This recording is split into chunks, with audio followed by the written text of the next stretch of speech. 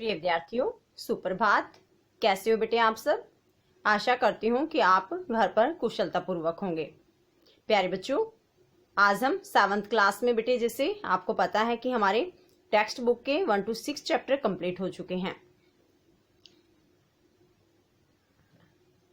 Chapter number 6 था, मतलब कविता के रूप में, जिसका नाम था ऊंचाई, वह कल हमने कंप्लीट कर लिया था। तो आज हम चैप्टर नंबर 7 क्लास है बेटे, 7th हिंदी विषय आपका। चैप्टर नंबर है 7। चैप्टर का नाम है ताई, और इसके जो लेखक हैं उनका नाम है बेटे विश्वंभर नाथ शर्मा कौशिक। हर एक चैप्टर में बेटे लेखक जो हैं, कवि वगैरह जो है, वो आपको याद करते चलना है। तो चैप्टर नंबर 7 है बेटे, चैप्टर का नाम है ताई। आज हम इस चैप्टर को स्टार्ट करते हैं। सबसे पहले देखिए बेटे पाठ परिचय।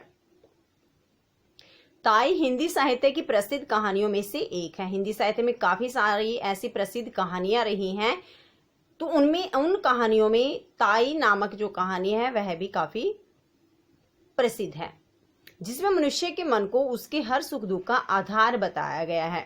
और यह कहानी हमें क्या संदेश देती है कि बहुत सारे ऐसे भी काम होते हैं बेटे जो हमें मन से हटकर करने चाहिए, हर बार मन की नहीं माननी चाहिए। बाबू रामजी दास की पत्नी श्रीमती रामेश्वरी को अपने निसंतान होने का बहुत दुख है। इस चैप्टर में एक मेन कैरेक्टर बेटे रामजी दास नाम है जिनका। तो रामजी दास की पत्नी जिनका नाम है श्रीमती रामेश्वरी देवी, ये दोनों मतलब निसंतान थे, इनकी कोई संतान नहीं थी, यानी कि रामजी दास और रामेश्वरी की कोई संतान नहीं थी। वे अपने 5 वर्ष के भतीजे की बाल सुलभ चेष्टाओं को नजरअंदाज करते हुए उससे ईर्ष्या करने लगती है। और जो रामेश्वरी थी बेटे, इनका जो भतीजा था, यानी कि जो रामजी दास इनके भाई का जो लड़का था वह 5 साल का था। उसकी बाल सुलभ चेष्टाएं होती हैं जो बच्चा छोटी छोटी एक्टिविटी करता है, बहुत अच्छी लगती है, जो मन को बड़ी भाती हैं, लेकिन फिर भी वह उन चेष्टाओं को नजरअंदाज कर देती है और उससे ईर्ष्या करने लग जाती है। तो उसमें क्या हुआ चैप्टर में बेटे कि बालक एक दिन दुर्घटनाग्रस्त हो जाता है, और उसके लिए रामेश्वरी खुद को जिम्मेदार मानते हुए अपनी भूल सुधारती है। तो चैप्टर में कहानी के अनुसार क्या हुआ था बेटे कि जो बच्चा था 5 साल का, मनोहर नाम था जिसका, वह एक दिन दुर्घटनाग्रस्त हो जाता है, उसे चोट लग जाती है, और इसके लिए जो रामेश्वरी है खुद को जिम्मेदार मानती है और फिर अपनी भूल को सुधारती है। भूल क्या थी रामेश्वरी की? उसकी भूल ये थी कि बेटे वह जो 5 साल का मनोहर था उसको देखकर खुश कभी नहीं होती थी, मतलब उसका खुद का बच्चा नहीं था ना, इसलिए वह अपने भतीजे से भी ईर्ष्या किया करती थी। जबकि इनके जो पति थे रामजी दास, वह बहुत प्यार करते थे मनोहर से। तो बहुत ही रुचिकर कहानी है। ध्यान से बेटे चैप्टर को अच्छे से रीड कीजिए, और जो कहानी है उसको भी आप अच्छे से समझने की कोशिश कीजिए, और प्रेरणा क्या मिलती है उसको भी बेटे अच्छे से ध्यान से आपको समझना है। तो चलिए चैप्टर को बेटे स्टार्ट करते हैं। ध्यान से समझिए बेटे चैप्टर को। देखिए स्टार्टिंग से, ताऊ जी हमें रेलगाड़ी ला दो। एक छोटा सा बच्चा वो क्या कहता है कि ताऊ जी हमें रेलगाड़ी ला कर दे दो। कहते हुए एक 5 वर्षीय बालक बाबू रामजी दास की ओर दौड़ा। ऐसा कहता है एक 5 वर्ष का लड़का बाबू रामजी दास की तरफ दौड़ पड़ता है। बाबू साहब ने दोनों बाहें फैलाकर कहा, हाँ बेटा ला देंगे। तो बाबू साहब अपनी दोनों बाहें फैला लेता है, उसको अपनी तरफ बुलाता है गोदी में उठाने के लिए, और कहता है कि हाँ बेटा हम ला देंगे। उनके इतना कहते कहते बालक उनके निकट आ गया। उन्होंने बालक को गोद में उठा लिया और उसका मुख चूमकर बोले, क्या करेगा रेलगाड़ी? वह उस बच्चे को गोदी में उठा लेता है और उससे पूछता है कि तुम रेलगाड़ी का क्या करोगे? बालक बोला, उसमें बैठकर बलि दूल जाएंगे, हम भी जाएंगे, चुन्नी को भी ले जाएंगे। तो बालक बेटे तुतलाकर बोलता है, तो वह क्या कहता है कि उसमें बैठकर हम बहुत दूर जाएंगे, मैं साथ में चुन्नी को भी ले जाऊंगा, बाबूजी को नहीं ले जाएंगे। और कहता है कि मैं अपने पिताजी को नहीं लेकर जाऊंगा, हमें रेलगाड़ी नहीं ला देते क्योंकि वे हमको रेलगाड़ी लाकर नहीं देते। ताऊ जी तुम ला दो तो तुम्हें ले जाएंगे, अगर आप हमारे लिए रेलगाड़ी लाओगे तो मैं आपको ले जाऊंगा। बाबू कहते हैं और किसे ले जाएगा, तो पूछते हैं साथ में कि और किस किस को लेकर जाएगा। बालक दम भर सोचकर बोला, दम भर यानी कि कुछ देर उसने सोचा और कहा, बच और किसी को नहीं ले जाएंगे। तो बच्चा क्या कहता है कि मैं बस और किसी को लेकर नहीं जाऊंगा। पास ही बाबू रामजी दास आएगा। रामजी दास की अर्धांगिनी बैठी हुई थी। अर्धांगिनी यानी कि उनकी पत्नी बैठी हुई थी। बाबू साहब ने उनकी ओर इशारा करके कहा, और अपनी ताई को नहीं ले जाएगा, कि क्या तू अपनी ताई को भी नहीं ले जाएगा। बालक कुछ देर तक अपनी ताई की ओर देखता रहा। जैसे इनके ताऊ ने पूछा कि क्या तू अपनी ताई को भी नहीं ले जाएगा, तो बालक कुछ देर तक अपनी ताई की तरफ देखता रहा। ताई जी इस समय कुछ चिड़ी हुई सी बैठी थी, और उसने अपनी ताई की तरफ देखा कि वह थोड़ा चिड़ी सी बैठी थी, गुस्से में बैठी थी। बालक को उनके मुख का यह भाव अच्छा नहीं लगा, और गुस्से में जैसे चेहरा थोड़ा बिगड़ सा जाता है, तो बच्चे को अपनी ताई के मुख का ये भाव अच्छा नहीं लगा, इसलिए वह बोला ताई को नहीं ले जाएंगे। और इसलिए वह कहता है कि हम ताई को नहीं लेकर जाएंगे। ताई जी सुपारी काटती हुई बोली, अपने ताऊ को ही ले जा, मेरे ऊपर दया रख। तो ताई क्या कर रही थी, सुपारी काट रही थी। पिक्चर में देख सकते हो आप, ये सुपारी काट रही है, और बच्चे के ताऊ जी ने उसको गोदी में उठा रखा है। तो उसकी ताई जी क्या कहती हैं कि अपने ताऊ को ही ले जा, मेरे ऊपर तो तू दया रख, यानी कि मुझे तो जाना ही नहीं है। ताई ने यह बात रूखाई के साथ कही। रूखाई मतलब रूखेपन के साथ, थोड़ा सा दिखावा करते हैं ना, उसके साथ, रूखेपन के साथ, ड्राइनेस के साथ उन्होंने ये बात कही। बालक ताई के शुष्क व्यवहार को तुरंत ताड़ गया। बालक ताई के शुष्क यानी कि बेटे रसहीन, कोई रस नहीं था ना, प्यार नहीं था उनकी व्यवहार में, तो वह बच्चा अपनी ताई के व्यवहार को तुरंत ताड़ गया, यानी कि तुरंत वह समझ गया कि मेरी ताई मतलब गुस्से में सारी बातें कह रही है।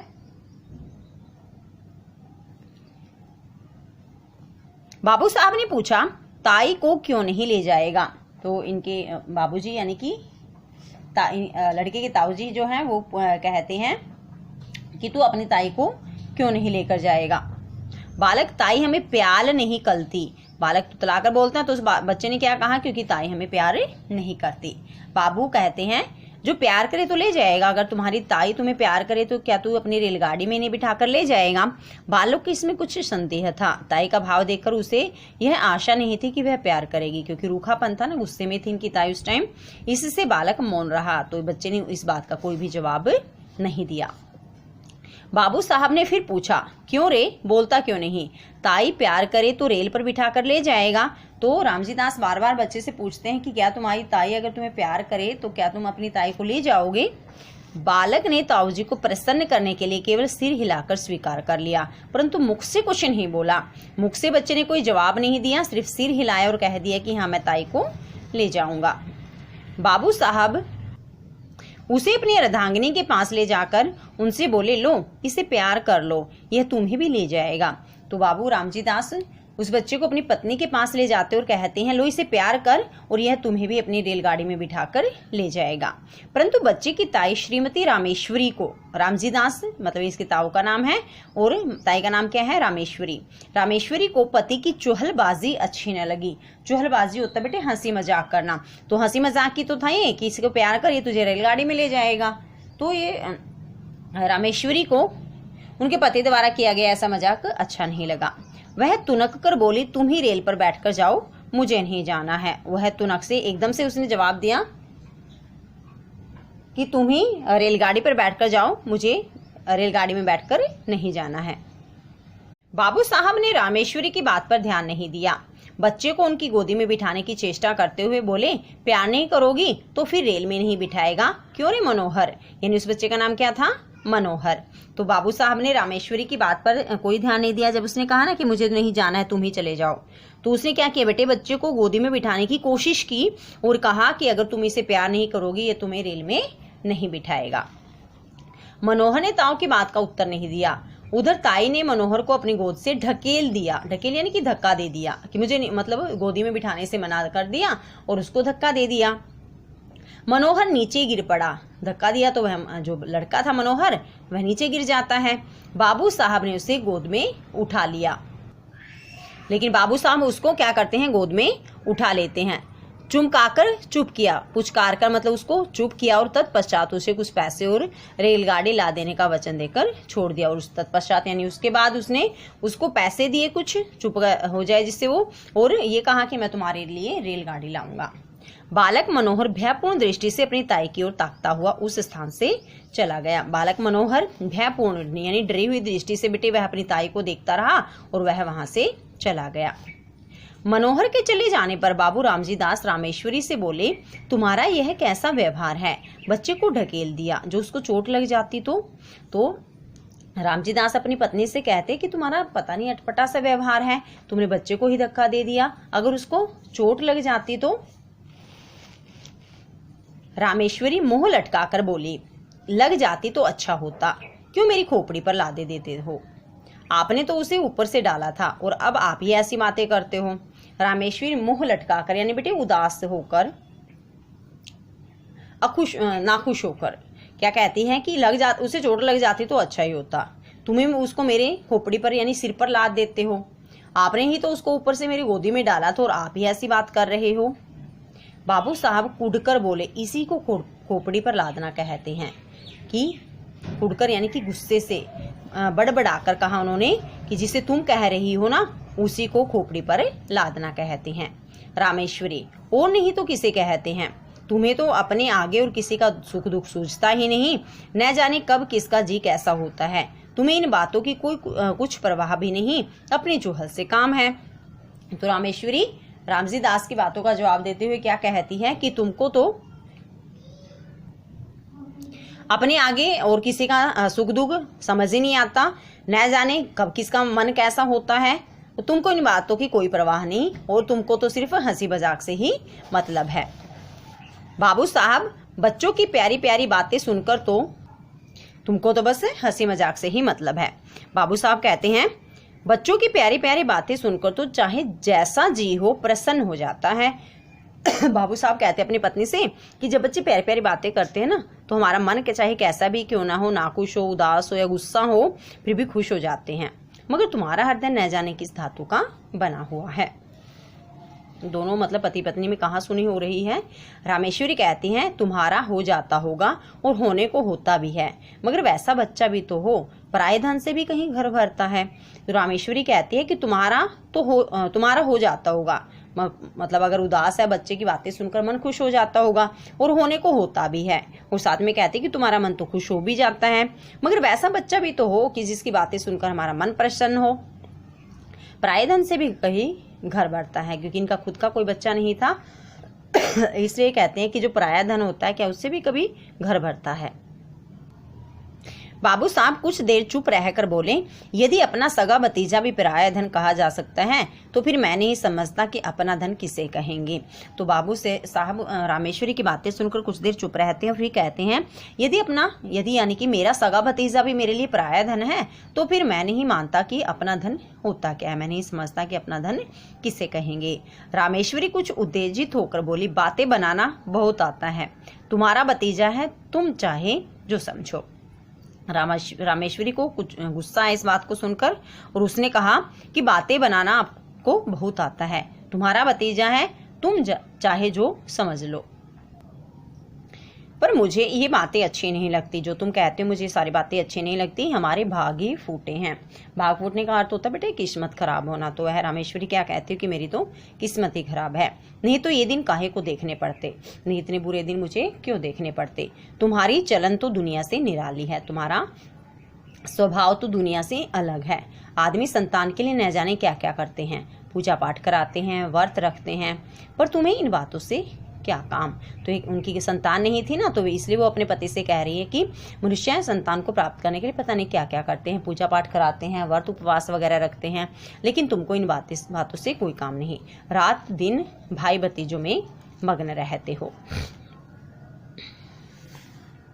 बाबू साहब के मुख पर घृणा का भाव झलक आया, काफी नफरत आई अपनी पत्नी की बातों को सुनकर। उन्होंने कहा, पूजा पाठ व्रत सब ढकोसला है, पूजा पाठ कराना व्रत रखना सब दिखावा है, जो भाग्य में नहीं वह पूजा पाठ से कभी भी हमें प्राप्त नहीं हो सकता है, मेरा यह अटल विश्वास है। तो ये कहते हैं कि जो हमारे भाग्य में नहीं है उसको हम पूजा पाठ से कभी भी प्राप्त नहीं कर सकते। श्रीमती जी कुछ रुआंसे स्वर में बोली, इसी विश्वास ने तो सब चौपट कर रखा है। जो हमारा जो विश्वास है इसी से ने तो सब कुछ खत्म कर रखा है। ऐसे विश्वास पर ही बैठे रहे आदमी काहे को किसी बात के लिए चेष्टा करे। अगर यही विश्वास है तो मनुष्य किसी भी तरह की कोई कोशिश नहीं करेगा। बाबू साहब ने सोचा कि मूर्ख स्त्री के मोह लगना ठीक नहीं है। तो बाबू साहब सोचते हैं कि ये तो मूर्ख स्त्री है और इसके साथ उलझना ठीक नहीं है, इसलिए वह स्त्री की बात का कुछ उत्तर न देकर वहाँ से टल गए, यानी कि वहाँ से चले गए। तो नेक्स्ट पार्ट बेटे चैप्टर का काफ़ी लेंथी चैप्टर है, नेक्स्ट पार्ट हम नेक्स्ट वीडियो में रीड करेंगे। आज के लिए होमवर्क है कि आज आपको बहुत अच्छे से कविता जो कहानी है बहुत अच्छे से रीड करनी और समझना किस एक्टिविटी के बाद क्या एक्टिविटी होती है।